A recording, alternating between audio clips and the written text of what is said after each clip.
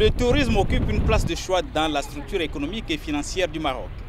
Véritable moteur de croissance, le secteur impacte pratiquement tous les domaines d'activité du royaume.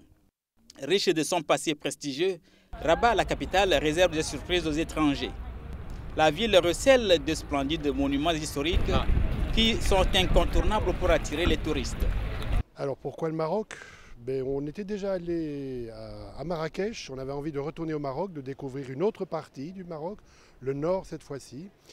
C'est vrai aussi que par les temps qui courent, les destinations sont à mettre de côté pour l'instant, comme la Tunisie, comme l'Égypte. Et donc le Maroc nous a paru un pays plus stable. En plus, on habite dans un quartier à Bruxelles avec beaucoup de Marocains, et des gens sympathiques. Donc je suis content de venir en retrouver d'autres chez eux.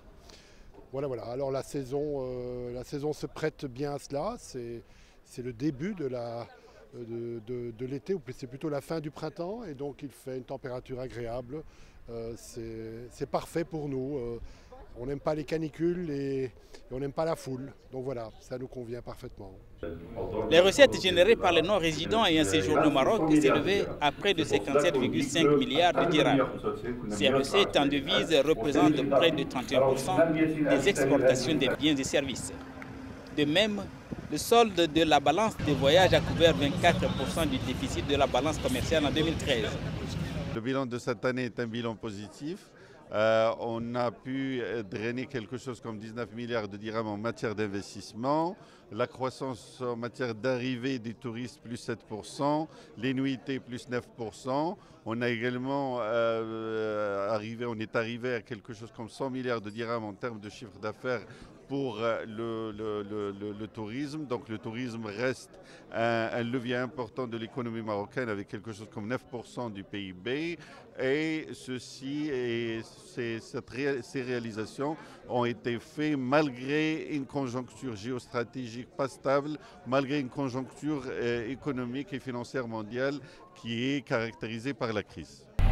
L'année 2013 s'est achevée sur une note positive avec plus de 10 millions de touristes, soit une progression de 7% par rapport à 2012. Dans la même période, la capacité litière classée a atteint plus de 207 500 lits, en progression de près de 9 400 supplémentaires par rapport à 2012. En 2020, le Maroc fera partie des 20 plus grandes destinations mondiales et s'imposera comme une référence du pourtour méditerranéen en matière de développement durable. Il s'agit de la vision 2020 du ministère du Tourisme du Maroc, un pays qui se bat pour laisser sa porte ouverte aux visiteurs.